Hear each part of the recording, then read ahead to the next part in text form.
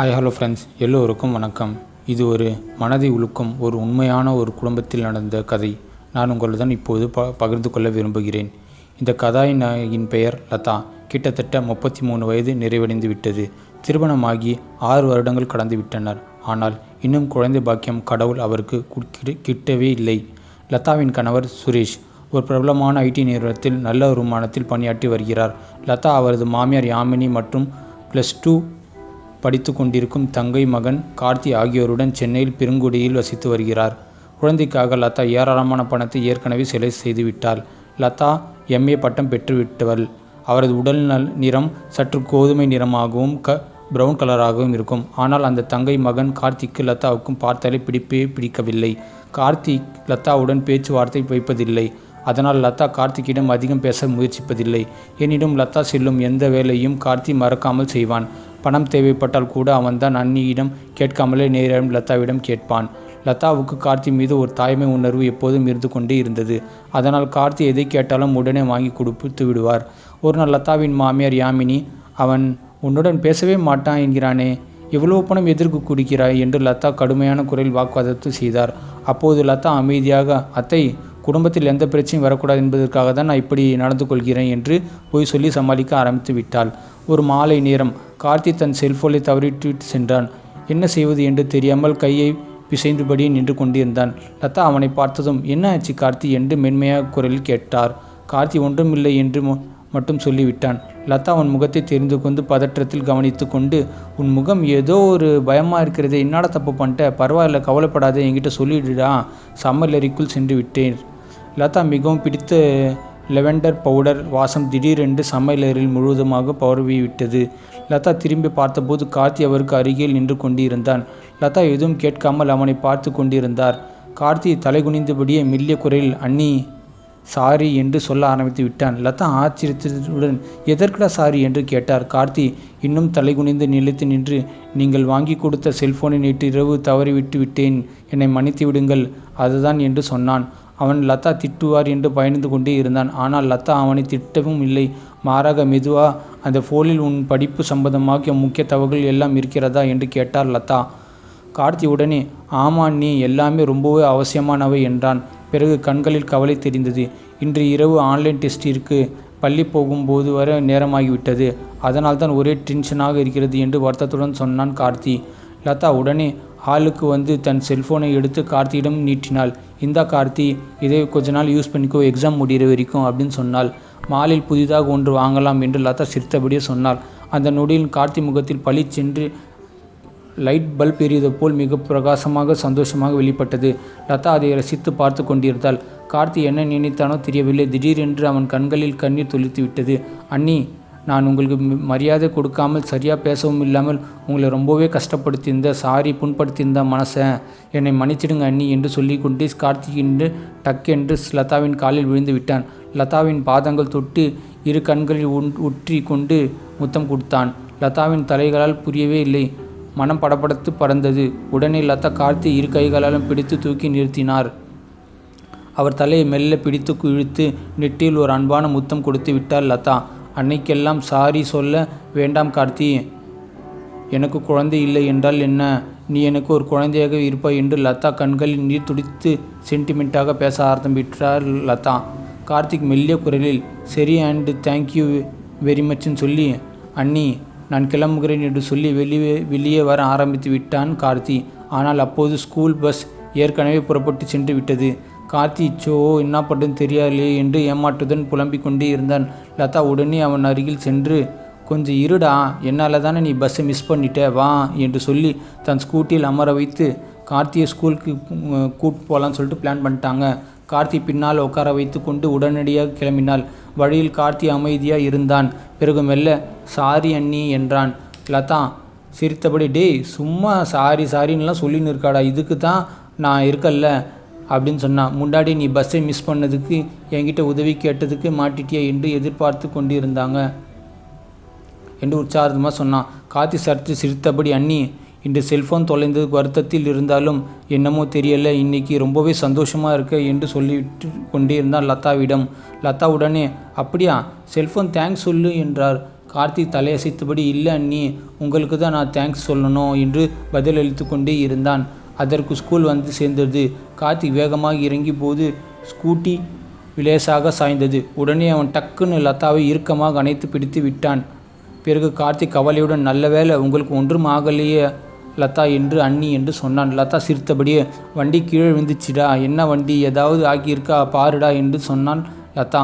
கார்த்திக் உடனே வண்டியை தூக்கி நிறுத்திவிட்டு, வண்டி போனால் போகட்டும் அண்ணி, நீங்கள் நல்லா இருக்கீங்களா, உங்களை ஏதாவது ஆகியிருந்தால் என்ன ஆயிருக்கும் அப்படின்னு சொல்லி பார்த்துட்டே இருந்தான் அண்ணியை ஃபுல்லாகவே மேலேயும் கீழேயுமா. லதா அங்கு குனிந்து தலையை மெல்ல பிடித்து தூக்கி பார்த்தாள். கார்த்திக் கண்களில் இருந்து கண்ணீர் விழுந்து கொண்டே இருந்தது. டேய் கார்த்தி, ஏன்டா அழுகிறேன்? அன்னைக்கு எனக்கு ஏதாவது ஆகியிருந்தால் என்ன பண்ணுவேன் என்று நினைத்து அழுகிறாயா என்று லதா மென்மையான குரலில் பேச ஆரம்பித்து விட்டாள். இல்லை அண்ணி, உங்களுக்கு அடிபட்டுச்சுன்னு என் மனசு தாங்காது. கார்த்தியை தலையாட்டி ஆமா அண்ணி என்று சொன்னான். பிறகு சரி அண்ணி, நான் தான் என்று சொல்லி முயன்றாள். லதா அவசரப்பட்டு இறங்கிட்டோமோ, சொல்ல போறியா என்று கேட்டார். கார்த்தி உடனே, இல்லை அண்ணி, அவசரம்லாம் எதுவும் இல்லை, சந்தோஷம் கொஞ்சம் வேகமாக இறங்கிட்டேன் என்று சொன்னான் கார்த்தி. லதா புன்னகைத்து, பரவாயில்லடா, நீ முதல்ல ஸ்கூலுக்கு போ, நல்லா படிக்கிற வழியை பாரு, மாலையில் இதை பற்றி நம்ம எல்லாம் வீட்டில் உட்காந்து நல்லா ஜாலியாக பேசலான்டா என்றான் லதா. கார்த்தி பாய் அண்ணி என்று சொல்லி உள்ளே போகும் வரை கையை ஆட்டிக்கொண்டே சொல்லி சென்று கொண்டிருந்தான். லதா அவன் மறையும் வரை தன் கையை காட்டி டாட்டா காமித்து விட்டாள். வீடு திரும்பும்போது லதாவின் ஸ்கூட்டி சரியாகவே ஓட்ட முடியவே இல்லை. மனம் முழுவதும் சந்தோஷத்தில் நிறைவின்றது. அப்படியே பெருங்குடியில் உள்ள வீட்டை அடைந்து விட்டாள் லதா. லதா வீட்டுக்குள் நுழைந்ததும் வெளியில் சென்றிருந்த மாமியார் யாமினி உடனே லதாவின் அருகில் வந்து அமர்ந்து கொண்டிருந்து, என்ன லதா, உடம்பு முழுக்க இப்படி வியர்வையாக கொட்டிகிட்டு இருக்குது, என்ன பிரச்சனை அப்படின்னு கேட்டார். யாமினி கேட்டார். லதா புன்னகைத்தபடி, உங்களுக்கு உடம்பு முழுக்க வியர்வை ஒழுகிறது, வெளியில் வெயில் எப்படி இருக்கிறது, வெயில் மாதம் இல்லை, மே மாதம் அப்படி தான் இருக்கும் என்று பேச்சை திசை திருப்பினார்.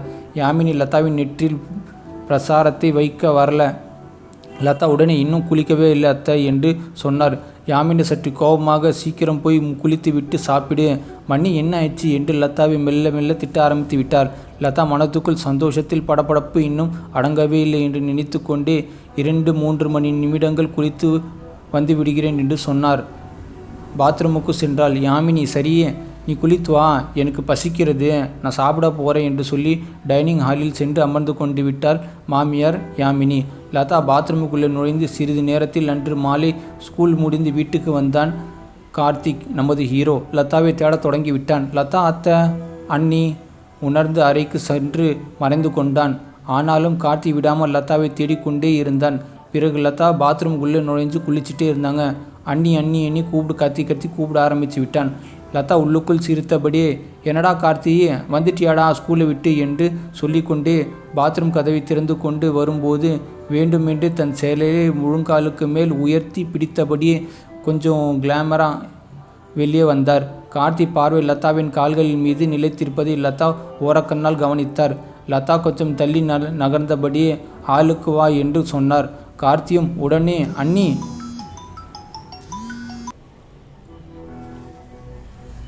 கார்த்திக் உடனே, அண்ணி, உங்களுக்கு கைகால் எல்லாம் வலி எதுவும் இல்லையா என்று கிளாஸில் எனக்கு கவனமாக சொல்லவே இல்லை என்றான்.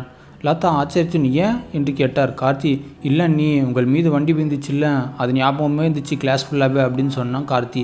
லதா வேணுமென்றி, ஆமாண்டா, காலில் தாண்டா கொஞ்சம் வலிக்குது என்று சொன்னார். கார்த்தி உடனே ஓடி சென்று பாம் எடுத்து வந்து, எங்கே காட்டுங்க அண்ணி என்று லதாவின் அருகில் வந்தான். லதா, டேய் என்னடா இது, அயோடெக்ஸ் பாமாடா, தடவ அளவிற்கு வழியிடாது என்று சொன்னாலும் கார்த்தி லதாவின் சோஃபாவில் அமர வைத்து அவரது காலடியில் உட்கார்ந்து, எங்கே அடிப்பட்ட இடம் காட்டுங்க என்று கேட்டான் அண்ணியிடம். லதா மெல்ல மெல்ல, முதலில் உன் உடைகளை மாற்றி புதுசாக ரெடி ஆகிட்டு வாடா, முழுகம் கைகாலெலாம் கழுவிட்டு வாடா என்று சொன்னான் லதா. கார்த்தி உடனே போன வேகத்தில் உடையை மாற்றி புதுசாக ரெடி ஆகிட்டு வந்தான். லதாவின் மாமியார் ராமினி லதாவுக்கு குழந்தை இல்லாததால் காலையிலும் மாலையிலும் இருவேளையும் கோவிலுக்கு சென்று கதிரனே இருப்பார். லதாவின் கணவர் சுரேஷ் வாரத்திற்கு 6 நாட்கள் வீட்டில் இருக்கவே மாட்டார். லதாவின் டிவி பார்ப்பது பிடிக்கவே பிடிக்காது. அதனால் தான் வீட்டு வேலைகள் முடித்துவிட்டு புத்தகம் படிப்பதில் நேரத்தை செலவிடுவார். பேச்சுக்கு ஆள் கூட இல்லாமல் சிலிப்பில் இருந்தால் லதாவுக்கு. இன்று நேரம் பார்த்தால் போதாத அளவுக்கு லதாவின் காட்சியும் நீண்ட நேரமாக ரொம்பவே இறுக்கமாக பேசிக்கொண்டிருந்தார்கள். யாமினி சீக்கிரமாகவே படுத்துக்கொள்வார், ஏனென்றால் அவள் கொஞ்சம் வயதாகிவிட்டது எனது மாமியாருக்கு. லதா தன் தரையில் நீண்ட நேரம் படித்து கொண்டே இருந்தாள். ஒரு வாரம் கழித்து ஒரு இரவு லதா அப்படியே படித்து கொண்டே இருந்தாள். அறை கதவு தட்டுப்பாட்டு சத்தம் கேட்டுக்கொண்டே இருந்தது. அது கார்த்தி தான் என்பது லதாவுக்கு நன்றாகவே தெரிந்திருந்தது. யார் என்று வேண்டுமென்றே கேட்க ஆரம்பித்து விட்டாள். கார்த்தி, அண்ணி, நான் தான், உள்ளே வரட்டுமா என்று கேட்டான். லதா எழுந்து கட்டிலில் அமர்ந்து கொண்டு கார்த்தியை உள்ளே வரச் சொல்லி அருகில் இருந்த நாற்காலி அமர வைத்து கொண்டு இங்கு வந்து உட்காரடா என்று அழைத்தாள். லதா அறைக்குள் வந்த கார்த்தி எதுவும் பேசாமல் லதாவை வெறித்து கொண்டு பார்த்து சைட்டடித்து கொண்டே இருந்தாள். லதா மெல்ல சிரித்தபடி, என்னடா கார்த்தி, இதுவரை என்னை இது மாதிரி பார்த்ததே இல்லையே, முகத்தை வேறு பக்கம் திரும்பிக் கொள்வாய், இப்போ என்னடா என் முகத்தை இப்பயே பார்த்து கொண்டிருக்கிறாய் என்று கேட்டான். கார்த்தி சற்று தயங்கிய பிறகு, இல்லை நீ, நான் பெரிய தவறு ஒன்று செஞ்சிட்டேன் என்றான். லதா, என்னடா தவறு செஞ்சுட்டு என்ன என்று கேட்டார் லதா. கார்த்தி மெல்லிய குரலில், இத்தனை நாட்களாக உங்கள் மனதை நான் புரிந்து கொள்ளவே இல்லை. உங்களுடன் நான் சரியாக பேசாமல் ரொம்பவே நீங்கள் கஷ்டப்பட்டு நல்லா தெரியுது. அதனால தான் உங்களிடம் நான் மன்னிட்டு கேட்டுக்கிறேன் என்றான் கார்த்தி. லதா புன்னகைத்தபடியே, அதெல்லாம் பரவாயில்லடா, ஆனால் 2 நாட்கள் 3 நாட்கள் என்னை பார்க்க வரவே இல்லையே என்று கேட்டார் லதா. கார்த்திக் உடனே, அண்ணன் வந்திருந்தார், அதனால தான் என்னால் உங்களை பார்க்க முடியல. லதா அவர் இருக்கும்போதே நான் எப்படி உன்னை பார்க்க முடியும் என்று கேட்டார். கார்த்தி சற்று இழுத்தபடி, இத்தனை நாட்களாக பார்க்கவே இல்லையா? சரி, ஆனாலும் இப்போது தான் அண்ணியை பிடித்திருக்கிறது, அப்புறம் ஏன் பார்க்கவில்லை என்று கேட்டார். லதா உடனே, நீ சொன்ன பதில்தான் உனக்கு என்றார். கார்த்தி தொடர்ந்து, இல்லை நீங்கள் 5 நாட்களாக அண்ணனையே பார்த்து கொண்டிருந்தீர்கள், இன்று தான் வந்திருக்கிறார். உங்களுக்கு அண்ணனை தான் பார்க்க ரொம்ப ஆசையாக இருக்கும், எனக்கு பார்க்குறதுக்கு ஆசையாக இருக்காது. அதனால தான் நான் உங்களை பார்க்கவே இல்லை, மன்னிச்சிருங்க என்று நினைத்து ஒதுங்கியே இருக்கிறேன் என்று முடிவு செய்து விட்டான் கார்த்தி. இல்லைடா, நான் அப்படி ஒன்றும் சொல்லவே இல்லையடான்னு சொன்னால் லதா. லதா சிரித்தபடியே, உன்னை பார்த்தா பெரிய மனுஷன் மாதிரி எல்லாமே ரொம்ப வயசுக்கு அதிகமான பேச்சு இருக்கேடா என்று சொன்னான் கார்த்தி. பிறகு நீ இதெல்லாம் கூட தெரிந்து வைத்திருக்கிறாயே என்று கேட்டார் லதா. கார்த்தி உடனே, ஏன், நான் இன்னும் சின்ன பையன் இல்லை, எனக்கு 17 வயசு ஆச்சு, எனக்கு எல்லாமே தெரியும் எல்லாமே அப்படின்னு சொன்னான் கார்த்தி.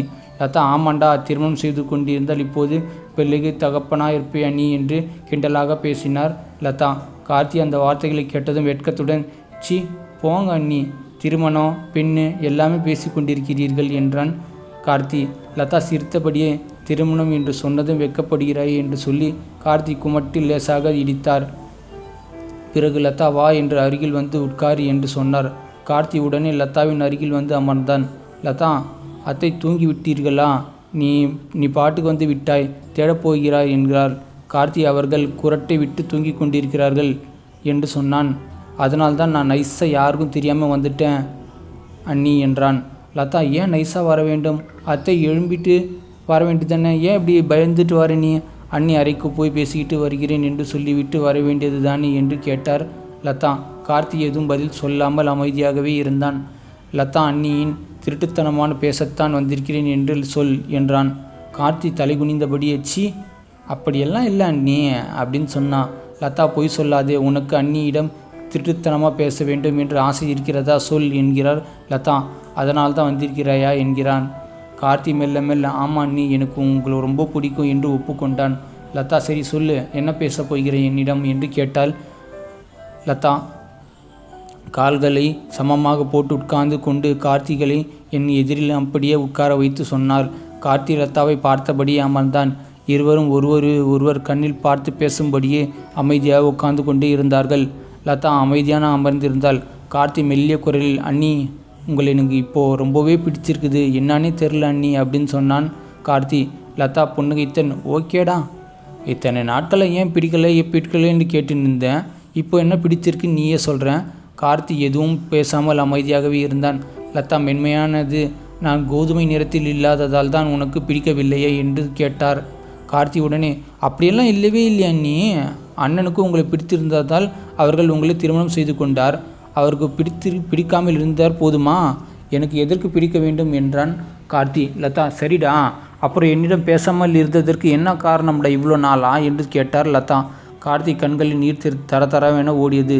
திருமணத்துக்கு முன்பு அண்ணன் என்னுடன் ரொம்பவே நெருக்கமாக இருந்தார். சினிமா, கடை, ஷாப்பிங்கு, சாப்பாடு, மாலு என்று எங்கு சொன்னாலும் என்னை உடனே அழைத்து செல்வார். சாப்பிடும்போது எனக்கு ஊட்டி விடுவார்.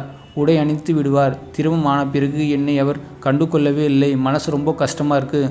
அதற்கு காரணம் நீங்கள் தான். என்னை நினைத்தபடியே நான் உங்களை மனசில் அதிகமாக திட்டிட்டேன். அதனால் தான் உங்களிடம் அப்படி நடந்து கொண்டேன் என்று சொல்லி அழுது விட்டான் கார்த்தி. லதாட உடனே கார்த்தியை இழுத்து அணைத்து கொண்டு, இதுதான் காரணமாடா? உன் அண்ணன் எனக்கு இதெல்லாம் உடனே சொல்லி விடவே இல்லையடா. அதுவும் இல்லாமல் நீ எதை கேட்டாலும் அவர் கொடுக்காமல் என் மூலமாகவே கொடுக்க வைத்தார். இன்னும் சொல்லப்போனால் உன் அண்ணனை விட நான் தாண்டா உன் மீது ரொம்ப அன்பு காதல் வச்சிருக்கேன்டா. நீ உன் அண்ணனுக்கு மட்டும்தான் சொல்ல பிள்ளை இல்லடா, எனக்கும் தாண்டா நீ சின்ன பிள்ளை என்று ஆறுதலாக பேசி கொண்டிருந்தாள் லதா. கார்த்தி சாரி அண்ணி என்று திரும்ப திரும்ப சொல்லி அழுது கொண்டே இருந்தான். அண்ணி, உங்களிடம் ஒன்று கேட்கிறேன். நீங்கள் கோபப்படவே கூடாது. உங்களுக்கு ஏன் இன்னும் குழந்தை பிறக்கவே இல்லை? அக்காவுக்கு திருமணமாகி அடுத்த வருடமே குழந்தை பிறந்து வச்சுச்சு. ஆனால் உங்களுக்கு திருமணமாகி 10 வருஷம் கிட்ட ஆகும்போது இன்னும் குழந்தையை பிறக்கலையே, அதனால தான் கேட்டேன் என்றான். அவன் கேட்டதும் லதாவுக்கு ஒரு விதமான உணர்வு, ஒரு விதமான சந்தோஷம், கோபம் கலந்திருந்தது. கார்த்தி அதை உணர்ந்து உடனே லதாவின் கைகளில் பிடித்து கொண்டு, சாரி அண்ணி, நான் ஏதோ தப்பாக கேட்டிருந்தா தவறுதலாக என்னை மன்னிச்சிருங்க என்று சொன்னான். லதா மெல்ல மெல்ல புன்னகைத்து, நீ ஒன்றும் தவறாக கேட்கவில்லடா. ஒவ்வொருவருக்கும் உடலில் இயல்பாக ஏற்பட்ட சிலருக்கு உடனே குழந்தை பிறக்கும், சிலருக்கு லேட்டாக பிறக்கும். நான் என்ன பண்ணுறது எனக்கே தெரிலடா. கார்த்தி, எனக்கு உங்கள் குழந்தைகள் கொஞ்சம் போல ஆசையாக இருக்கிறது. சீக்கிரமாகவே குழந்தை பெற்று கொடுங்கள் என்கிறான் சொன்னான். லதா, ஓகே, உன் ஆசையை சீக்கிரமாக நான் நிறைவேற்ற ட்ரை பண்ணுறேன்டா என்று சொன்னாள் லதா. கார்த்தி குனிந்தவுடன் நெற்றியில் ஒரு முத்தமிட்டு ஒரு அன்பான முத்தம் கழுத்திலும் கொடுத்தாள். அன்று இரவு இந்த சம்பந்தப்பட்ட லதா தன் சாதகத்தை பயன்படுத்தி கொள்ள முடிவு செய்தார். கார்த்தியை மெல்ல மெல்ல வசியப்படுத்தி அவன் மூலமாக ஒரு குழந்தை பெற்றுக்கொள்ளலாமா என்று முடிவு செய்துவிட்டாள் லதா. அன்றிரவு லதா கார்த்திக்கு நெருக்கமாக ஐக்கியமாகி விட்டார். அன்று இருவரும் ஒரு பெரிய தவறை செய்துவிட்டதாக உணர்ந்தார்கள். ஆனாலும் அந்த நெருக்கம் கார்த்திக்கு ஒரு பழக்கமாகவே மாறிவிட்டது. லதாவின் கணவர் சுரேஷ் ஊரிலிருந்து திரும்பி வரும் வரை கார்த்தி தினமும் இரவில் லதாவின் அறைக்கு 2 பேரும் தனிமையில் காதல் செய்துவிட்டு தான் செல்வி வருவார்கள். இந்த தொடர்ச்சியான லதா கண்டிப்பாக கர்ப்பமாகி விடுவார் என்று உறுதியாக நம்பினார். லதா தன் கணவர் சுரேஷின் விடுமுறை நாட்களில் தனிமையில் இருப்பதை வழக்கமாக கொண்டே இருந்தாள். அதனால் இந்த முறை சுரேஷ் வந்தபோது லதா அவரிடம், எனக்கு மந்த்லி பீரியட்ஸ் ஆயிடுச்சு, 10 நாட்கள் தாமதமாகி விட்டது என்று சொல்லி இந்த மாதம் நல்ல செய்தி ஒன்றை பகிர்ந்து கொள்ளப்போவதாக மனதுக்குள் திட்டமிட்டிருந்தாள். சுரேஷ் விடுமுறைக்காக ஊருக்கு வந்ததும் லதா அந்த விஷயத்தை அவரிடம் தெரிவித்தார். சுரேஷும் மிகுந்த மகிழ்ச்சி அடைந்து விட்டான். நமக்கு நல்ல காலம் வந்து விட்டது. கல்யாணம் இவ்வளோ வருஷம் கழிச்சு இப்போது எனக்கு நம்பிக்கை வந்து விட்டது. நான் ஆம்பளை பையன் இன்னும் பிறக்க போகிறான், நான் ஆம்பளை தான். முன்பெல்லாம் லதாவின் தங்கை மகன் கார்த்தி லதாவை பிடிக்காதவனா போலவே நடித்து கொண்டிருந்தான். ஆனால் இப்போது என் குழந்தை பிறந்ததே அவனால் தான் என்று மனதிற்குள் எண்ணி லதா ரொம்பவே சந்தோஷப்பட்டாள். ஆனால் கார்த்தி இப்போது லதாவுடன் மிகவும் நெருக்கமாக வந்துவிட்டான். இதனால் சுரேஷுக்கு தன் தம்பியின் மீது ஒரு சந்தேகம் எழவே இல்லை. லதா கர்ப்பமானாலும் தன் குழந்தை மீது சுரேஷுக்கு எந்த சந்தேகமும் வராது என்று லதா உறுதியாக தெரிந்திருந்தது. லதா நினைத்தது போலவே அந்த மாதத்திற்குள்ளே கார்த்தியின் மூலமாக லதா கருவுற்று அம்மா ஆகிவிட்டாள். இந்த மகிழ்ச்சியான செய்தியை லதா சுரேஷிடம் சொன்னான். சுரேஷும் ரொம்பவே சந்தோஷத்தில் திகைத்து டான்ஸ் ஆட ஆரம்பித்து விட்டான். அதன் பிறகுதான் சில நாட்கள் லதாவும் கார்த்தியும் அடிக்கடி தனிமையில் இருந்து சந்தோஷமாக தங்கள் காதலை நைட் ஆனால் வளர்த்துட்டே வந்தாங்க. ஒரு வழியாக கார்த்தியும் +2 முடிச்சு விட்டான். அதன் பிறகு கல்லூரி செல்ல வேண்டிய நாட்கள் நெருங்கிவிட்டது. அந்த சமயத்தில் கார்த்தியை உயர்ந்த படிப்பு படிக்க வேண்டும் என்று சுரேஷ் முழு மனதுடன் தயாராக இருந்தான். ஒரு நாள் சுரேஷ் கார்த்திகிடம், நீ எங்கே சென்று படிக்கப் போகிறாய் என்று படிக்க விரும்புகிறாய் என்று கேட்டான். கார்த்தி ஒரு உயர்ந்த படிப்பு ஏதாவது படிக்கப் போவதாக சொன்னான். அதற்கு அதிக பணம் எனக்கு செலவாகும் என்று மாமியார் யாமிடம் சுரேஷிடம் கேட்டார். சுரேஷ் உடனே, என் தம்பிக்கு எதிர்காலம் தான் எனக்கு ரொம்ப ரொம்ப முக்கியம். என் தம்பிக்காக என் உயிரையும் கொடுப்பேன், நான் காசாக கொடுக்க மாட்டேன் என்று சொன்னான். அதற்காக இந்த வீட்டை கூட நான் விட்டு விடுவேன். அவன் படிப்பு தான் எனக்கு ரொம்ப முக்கியம். அந்த வார்த்தை கேட்டதும் கார்த்திக்கு பெரிய குற்ற உணர்ச்சி மனதுக்குள் ஏற்பட்டது. லதாவும் கார்த்தியும் செய்த துரோகத்தை அன்பு காதலல் மனசுக்குள்ளே ரொம்பவே குற்ற உணர்ச்சியாக குறுக்கி போனான் கார்த்தி. அதன் பிறகு கார்த்தி லதாவிடம் பேசுவதும் பழகுவதும் நிறுத்திவிட்டான். லதாவை பார்க்கக்கூடாது, பேசக்கூடாது என்று முடிவெடுத்து விட்டான் கார்த்தி. தன் அண்ணன் சுரேஷுக்கு, நான் இனி ஹாஸ்டல்லையே தங்கி படிக்க முடிவு செய்துவிட்டேன் என்று தெரிவித்து விட்டான். சுரேஷ், ஏன் வீட்டிலிருந்து படிக்கலாமே என்று கேட்டான். கார்த்தி, இல்லைண்ணா, இவ்வளோ பணம் செலவு செய்து படிக்க வைக்கிறீங்க, ஹாஸ்டலில் தங்கி படித்தா மட்டும்தான் என்னால் முழுசாக கவனம் செலுத்த முடியும். அங்கே எனக்கு ஸ்பெஷல் ட்ரைனிங் ஸ்பெஷல் கோச்சிங்லாம் கொடுப்பாங்க. வீட்டில் இருந்தால் ரொம்ப கஷ்டம்னா அப்படின்னு சொல்லிவிட்டான் கார்த்தி. சுரேஷும் சரி பரவாயில்ல, உன் படிப்பு தான் நம்மளுக்கு முக்கியம், இல்லை என்றால் உன் கவனம் சிதறிவிடும் என்று நல்லா தெரியுது. சுரேஷும் அதை ஏற்றுக்கொண்டான். கார்த்தியின் ஹாஸ்டலுக்கு தங்கி படிக்க ஏற்பாடு செய்து விட்டான் என் அண்ணன் சுரேஷ். லதா தன் கணவர் சுரேஷின் வழக்கம் போல விடுமுறை நாட்களில் நெருக்கமாக இருந்து வந்தார். அதனால் இந்த முறை சுரேஷின் ஊருக்குள் வந்தபோது லதா அவரிடம் மாதவிடாய் 10 நாட்கள் தாமதமாகி விட்டதாக சொல்லி இந்த மாதம் ஒரு மகிழ்ச்சியான செய்தியை பகிர்ந்து கொள்ளப் போவதாக தன் மனதில் தீர்மானித்து கொண்டே இருந்தாள். சுரேஷும் விடுமுறைக்கு வந்த உடனே லதா அந்த அப்பாவுடன் அவரிடம் தெரிவித்து விட்டார். சுரேஷும் பெரும் மகிழ்ச்சியில் திளைத்து கொண்டே இருந்தான். நமக்கு நல்ல காலம் பிறக்கப் போவதே என்று உற்சாகத்தில் நினைத்து கொண்டிருந்தார். முன்பெல்லாம் லதா தங்கை மகன் கார்த்தி லதாவின் பிடிக்காது போல நடித்து கொண்டிருந்தான். ஆனால் இப்போது அப்படி இல்லை. 2 பேரும் எவ்வளோ சந்தோஷமாக இருக்க முடியுமோ அவ்வளோ சந்தோஷமாகவே இருக்கிறார்கள். தம்பி மீது அவனுக்கு கொஞ்சம் கூட 1% கூட இதுவே இல்லை. இப்பொழுது கார்த்தி ஹாஸ்டலில் ரொம்ப சூப்பராகவே படிக்க ஆரம்பித்து விட்டான். இருந்தாலும் அப்பப்போ லதாவின் ஞாபகம் என் காதுக்குள்ளேயே என் மனசுக்குள்ளே வந்துட்டே இருந்துச்சு. என்ன பண்ணுறதுன்னு எனக்கு தெரியவே இல்லை. சுரேஷும் மிகுந்த சந்தோஷத்துடன் அதை ஏற்றுக்கொண்டு என் தம்பியே வாழ்க்கை தான் எனக்கு ரொம்ப முக்கியம், அவன் ஹாஸ்டல்லே படிக்கட்டும் அப்படின்னு சொல்லிவிட்டான். ஒரு வழியாக கார்த்தி அவன் படிப்பை ஃபஸ்ட் இயர் செகண்ட் இயர் எல்லாமே நல்லபடியாக பாஸ் ஆகிட்டான். சுரேஷ் நினச்சபடியே கார்த்தி ஹாஸ்டலில் போய் இது பண்ண உடனே அட்மிட் பண்ண உடனே ரொம்ப சூப்பராக படிக்க ஆரம்பிச்சுட்டு விட்டான். சுரேஷ் மனசுக்குள்ளே அவ்வளோ சந்தோஷம். அந்த சந்தோஷத்தை அவனால் எப்படி வெளிக்காட்டுறதுக்கு முடியல. இங்கே பார்த்தா சுரேஷ் என் தம்பி நல்லா படிக்கிறான், இங்கே பார்த்தா என் பொண்டாட்டி ப்ரெக்னென்ட் ஆகிட்டான். ஒரே சந்தோஷம். என் தம்பி எதிர்காலம் சூப்பராக இருக்குது, என் பொண்டாட்டியோட எதிர்காலமும் சூப்பராக இருக்குது. சுரேஷுக்கு அளவெல்லாம் மகிழ்ச்சி, இரட்டிப்பு மகிழ்ச்சி என்று சொல்லிட்டு வாழ்க்கை ரொம்ப சந்தோஷமாகவே போயிட்டே இருந்துச்சு. இருந்தாலும் ஒரு சின்ன ஒரு கசப்பான ஒரு தவறுதலாக ஒரு வாழ்க்கையில் அவனுக்கு நேரிட்டது. அந்த வார்த்தைகள் கார்த்திக்கு பெரிய குற்ற உணர்ச்சி ஏற்படுத்தியது. லதாவும் கார்த்திக்கும் செய்த துரோகத்தை நினைத்து கார்த்தி மனதுக்குள் ரொம்பவே வேதனையை தலை குனிந்து போனார். அதன் பிறகு கார்த்தி லதாவும் பேசுவதும் பழகுவதும் முற்றில்லாமல் தடுத்துவிட்டு இப்போது கார்த்தி டைவர்ஸ் பண்ணிவிட்டு சுரேஷும் லதாவும் ஒன்றுக்கு ஒன்று சூப்பராக வாழ்ந்துட்டு வந்தார்கள். இந்த கதை எப்படி இருக்குது நண்பர்களே? தயவுசெய்து பிடிச்சிருந்தால் ஒரு like and subscribe and share பண்ணிவிடுங்க. உங்கள் ஃப்ரெண்ட்ஸ்கிட்ட எல்லாருக்கும் ஷேர் பண்ணிவிடுங்க. நன்றி, வணக்கம்.